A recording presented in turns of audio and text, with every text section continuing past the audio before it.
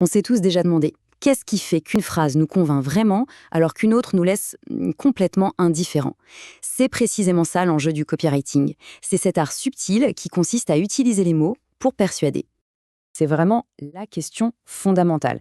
Pensez-y une seconde. Chaque jour, des milliers de messages nous bombardent, mais au final, seuls quelques-uns arrivent à vraiment capter notre attention et à nous pousser à l'action. Eh bien la réponse, elle se trouve justement dans les secrets du copywriting. Alors attention, il faut être très clair là-dessus. Le copywriting, ce n'est pas juste de la belle écriture. Non, non. C'est de l'écriture stratégique. Chaque mot, chaque phrase a une mission bien précise, déclencher une action. Ça peut être un achat, une inscription, un simple clic. Et c'est exactement là que réside sa véritable force.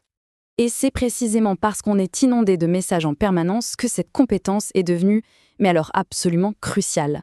Un bon copywriting, ça permet de percer tout ce bruit ambiant, de capter l'attention et de créer une connexion authentique. C'est devenu tout simplement essentiel pour réussir à se démarquer. Allez, voici le programme. On va d'abord s'intéresser aux mots qui vendent, puis on plongera dans la psychologie de la persuasion. On découvrira ensuite les formules classiques du copywriting, on verra comment mettre les mots en pratique et pour finir, on fera le point sur les erreurs courantes à éviter. Ok, on plonge dans le vif du sujet. Avant même d'écrire un seul mot, un bon copywriter doit devenir un peu psychologue. Il faut absolument comprendre ce qui motive les gens, leurs désirs profonds, leurs peurs. C'est le fondement, la base de tout texte persuasif qui se respecte. Et tous ces piliers, en fait, ils reposent sur une seule et même idée centrale. Le message doit être entièrement tourné vers le public et non pas vers le produit. L'objectif, c'est de créer une connexion par l'empathie, de bâtir la confiance grâce à la crédibilité et de respecter l'attention du lecteur en étant clair pour, au bout du compte, proposer une vraie solution à son problème. Et ça, c'est le point crucial. Avant même de penser à convaincre, il faut que l'interlocuteur se sente compris. L'empathie, ce n'est pas une simple technique, c'est vraiment le fondement de la connexion humaine et, par extension, de toute persuasion efficace. Une fois que la psychologie est bien comprise, on peut passer aux outils concrets. Il existe des structures, des formules éprouvées qui fonctionnent un peu comme des recettes pour bâtir un argumentaire. Ce ne sont pas des formules magiques, attention, mais plutôt des guides logiques qui se basent sur notre propre fonctionnement. Allez, on commence avec la plus célèbre de toutes, EIDA. Attention, intérêt, désir, action. C'est un grand classique, un incontournable, parce qu'elle dessine en quelque sorte le parcours mental naturel d'un consommateur. C'est une véritable feuille de route pour guider le lecteur vers une décision, tout en douceur. Le processus est aussi simple que puissant. D'abord, on capte l'attention, souvent avec une question ou une affirmation un peu audacieuse.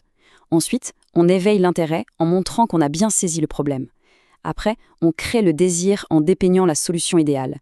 Et enfin, on appelle à l'action, de façon claire et directe, pour ne laisser aucune place à l'hésitation. Une autre formule, cette fois plus directe, plus émotionnelle, c'est la méthode PASS. Problème, agitation, solution. Ici, l'objectif est clair, créer un sentiment d'urgence en se focalisant sur la douleur du problème. Alors, le mécanisme est en 3 temps. D'abord, on identifie et on énonce clairement le problème. Ensuite vient la phase la plus délicate, l'agitation.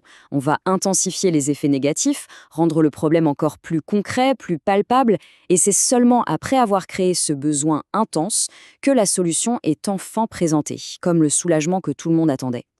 Et pour une approche un peu plus positive, on a la formule BAB, Before, After, Bridge. En français, avant, après, pont. Là, l'accent n'est pas du tout mis sur la douleur, mais plutôt sur la transformation et l'aspiration à un avenir meilleur. C'est une technique très visuelle. On commence par décrire la situation avant, avec son problème bien présent. Puis, on fait rêver le lecteur en lui dépeignant un tableau quasi idyllique de la vie après, une fois le problème résolu. Et enfin, on montre comment le produit ou le service est le pont, le passage obligé pour aller de 7 avant à 7 après. C'est du pur storytelling de transformation. Bon, la théorie c'est une chose, mais comment tout ça s'articule en pratique? Pour le voir, analysons ensemble la structure d'un exemple classique, la fameuse lettre de vente. Chaque section a vraiment un rôle bien défini. Le titre, lui, il est là pour créer le désir en promettant un résultat fort. L'accroche, juste après, anticipe les objections classiques, le budget, le temps, pour les désamorcer tout de suite. Le corps du texte, lui, liste les avantages de manière très claire, souvent avec des puces pour faciliter la lecture. L'appel à l'action, lui, doit guider le lecteur sans aucune ambiguïté. Et enfin, le classique post-scriptum ajoute cette petite touche d'urgence, souvent avec un bonus limité, pour pousser à agir vite. C'est une mécanique d'horloger. Alors, connaître les bonnes pratiques, c'est essentiel, on est d'accord. Mais il est tout aussi crucial de connaître les pièges, ces petites erreurs qui peuvent complètement saboter les efforts les mieux intentionnés. C'est une question absolument essentielle. Trop souvent, les messages publicitaires ressemblent à des monologues. On parle du produit, des caractéristiques, de l'entreprise, mais est-ce qu'on engage vraiment une conversation? L'erreur classique, c'est de se focaliser sur soi, sur son produit. La solution, c'est de complètement renverser la vapeur. L'écoute est bien plus importante que la parole.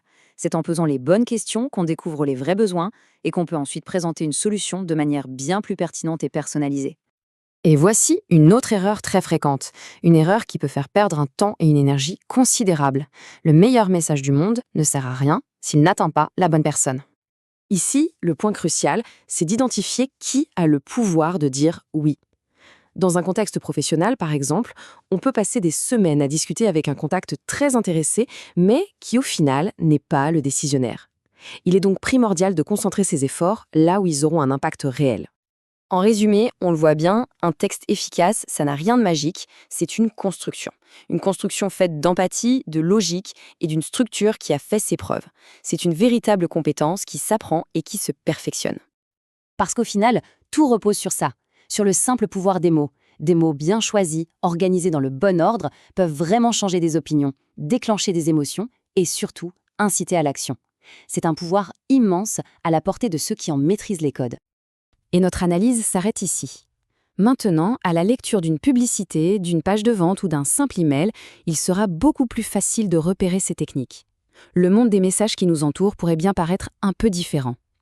Alors la question est posée, quels sont les messages persuasifs qui se remarqueront aujourd'hui ?